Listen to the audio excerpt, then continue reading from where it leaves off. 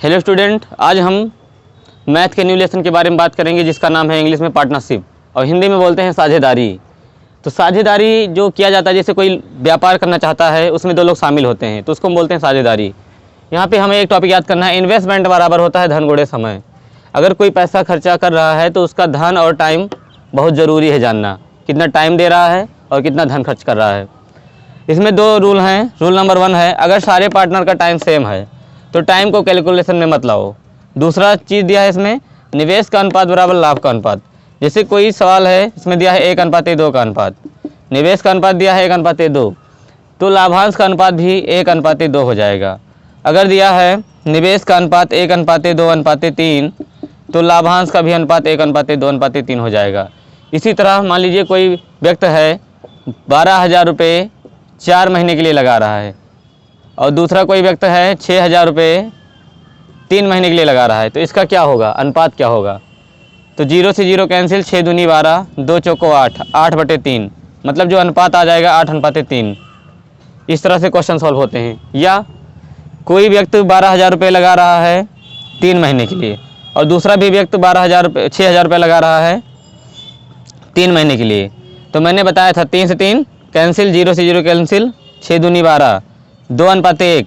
मैंने बताया था अगर सारे पार्टनर का टाइम सेम है तो टाइम को कैलकुलेशन में मत लाओ। तो यहाँ पे टाइम देखिए सेम है, तो टाइम को लाने से क्या मतलब है? जब 3 3 कट ही गया तो क्या मतलब है इसको लाने का? तो 3 0 से 3 0 12 6 दूनी 12 होता है 2:1। कोई मतलब हुआ बच्चों? कोई मतलब नहीं हुआ। उसी तरह से अगर सारे पार्टनर का टाइम सेम है तो हम टाइम को कैलकुलेशन में मत लाओ। ये चीज़ याद रखेंगे तो हमें कोई दिक्कत नहीं होगा।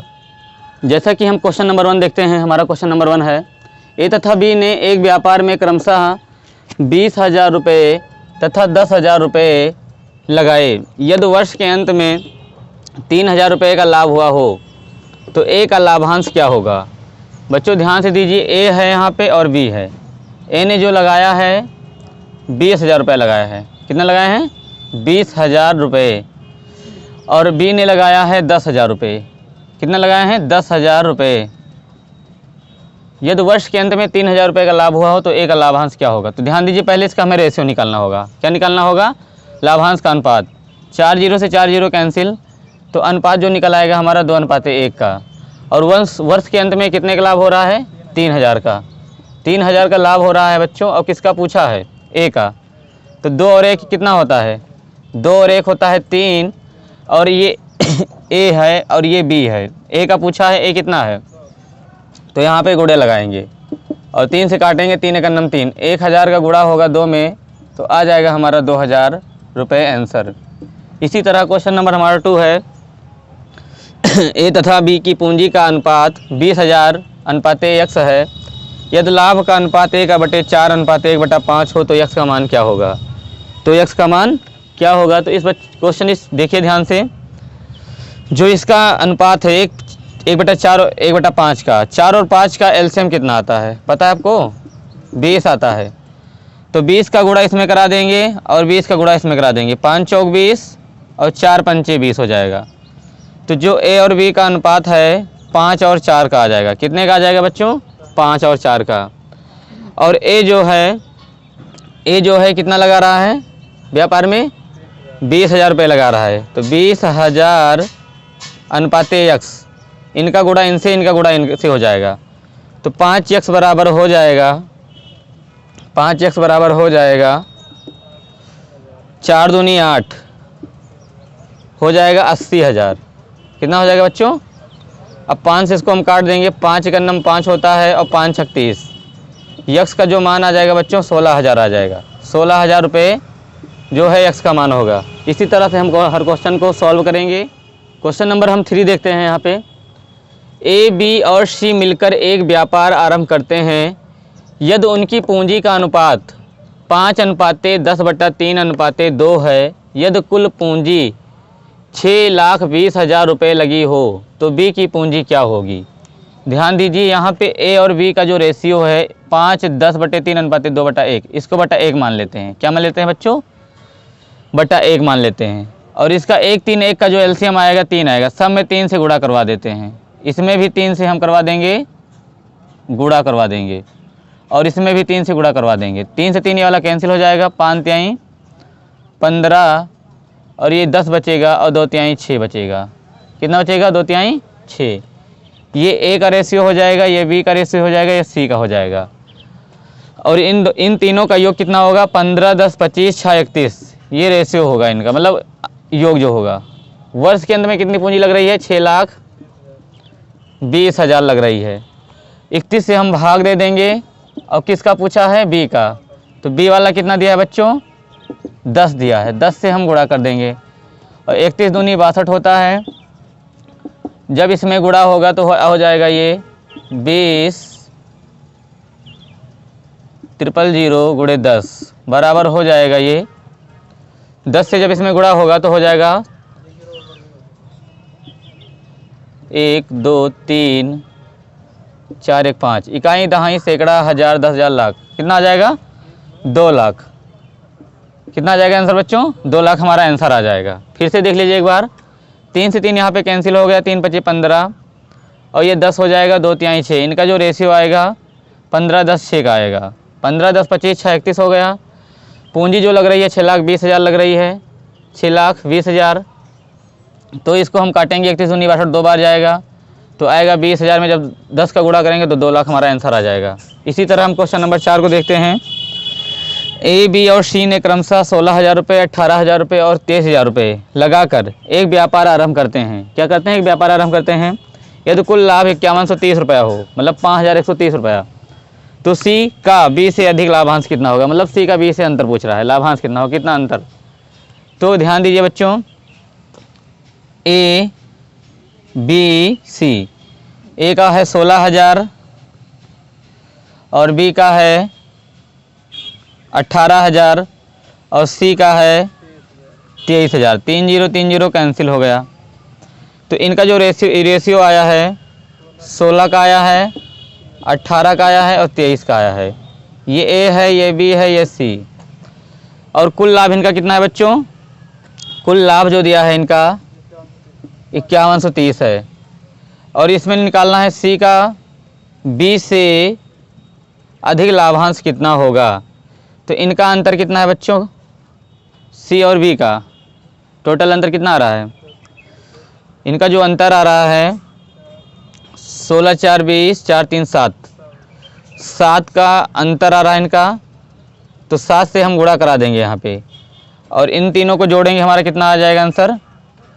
8, 3, 11, 11, 6, 17 के 7 आएगा, हासिल बचेगा 1, 2, 1, 3, 1, 4, 1, 5, 57। 57 से हम जब इसमें भाग देंगे तो ये लगभग जाएगा 9 बार।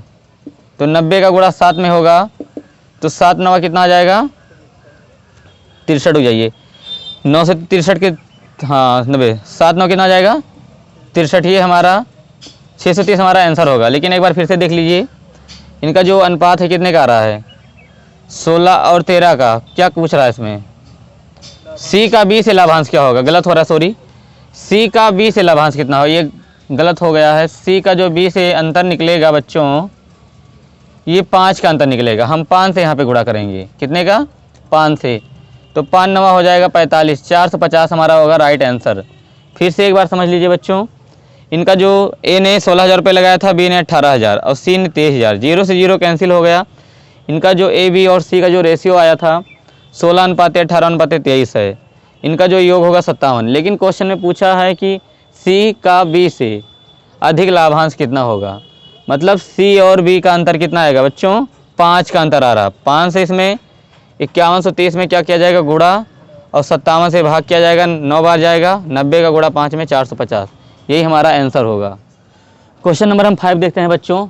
रमेश और महेश ने बराबर पूंजी लगाकर एक व्यापार आरंभ किया, लेकिन रमेश ने 9 माह बाद अपना साझा समाप्त कर दिया। यदि 15 माह बाद कुल लाभ 1,12,080 रुपये हुआ हो तो रमेश का लाभांश क्या होगा? ध्यान दीजिए, आर से हो जाएगा। क्वेश्चन नंबर हम 5 देखते हैं बच्चों।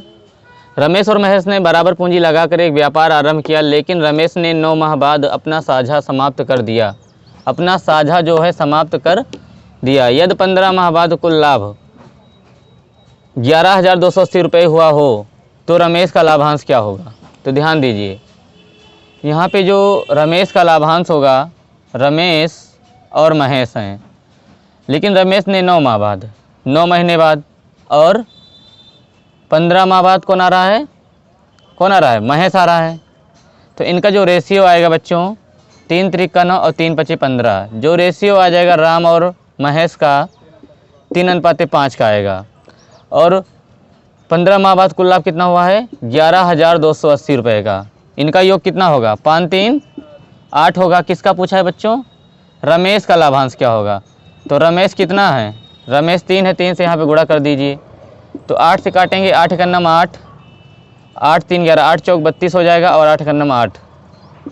अब इसका गुणा हम 3 से करेंगे, 3 शून्यम 0, 3 एक अन्नम 3, 3 चौक 12 के 2, और 3 एक अन्नम 3 एक 4, 4,230 रुपये हमारा आ जाएगा आंसर, राइट आंसर आएगा।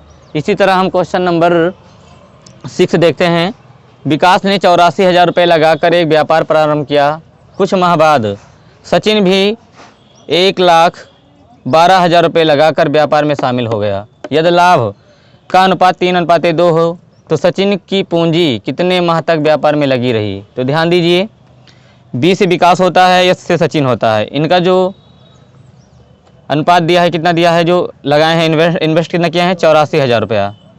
इन्होंने 84,000 रुपया लगाया है, और सचिन ने लगाया है 1,12,000 रुपया लगाया है, ठीक। लेकिन कुछ माह बाद सचिन आ रहा है, इसका मतलब ये 12 महीने के लिए लगाए हैं, और सचिन का हमें नहीं पता, इसको यक्स मान लेते हैं। और अनुपात कितना दिया है? 3 और 2 का। 3 0 से 3 0 कैंसिल हो जाएगा।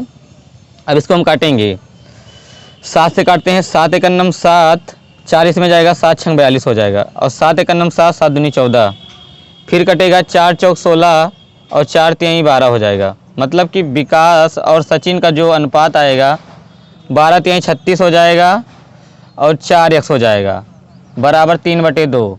मतलब कि 4 9 36। मतलब विकास और सचिन का जो रेशियो आएगा 9/x बराबर 3/2। इनका तिर्यक गुणा करा देंगे हम, तो 3x का गुणा होगा, 3x हो जाएगा, और 2 9 18 हो जाएगा, 3 6 18, x बराबर 6 माह आएगा। लेकिन पूरे वर्ष में कितने महीने होते हैं बच्चों? 12 महीने होते हैं।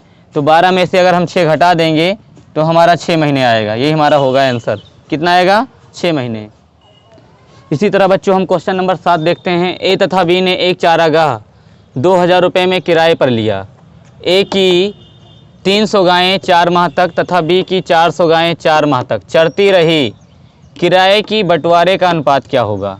ध्यान दीजिए बच्चों, यहाँ पे जो एग्जामिनर है, यहाँ पे ये क्वेश्चन जो दिया है फंसाने के लिए, मतलब थोड़ा कंफ्यूज करने के लिए। यहाँ पे कह रहा है ए तथा बी ने एक चारागाह 2,000 रुपये में किराए पर लिया। इसका कोई यहाँ पे जिक्र ही नहीं है। हमें मतलब है यहाँ पे ए और बी। ए की 300 गायें कितने महीने के लिए? 4 महीने के लिए। और बी की 400 गायें जो हैं 4 महीने के लिए। 4 से 4 कैंसिल, 0 से 0 कैंसिल। जो हमारा ए और बी का रेशियो आएगा बच्चों 3:4, ये हमारा हो जाएगा आंसर। इस 2,000 का कोई मतलब ही नहीं हुआ, कोई जिक्र ही नहीं हुआ। तो इसी तरह हम क्वेश्चन नंबर 8 को देखते हैं। ए और बी ने क्रमशः 1,20,000 रुपये तथा 1,50,000 रुपये लगाकर व्यापार प्रारंभ किया।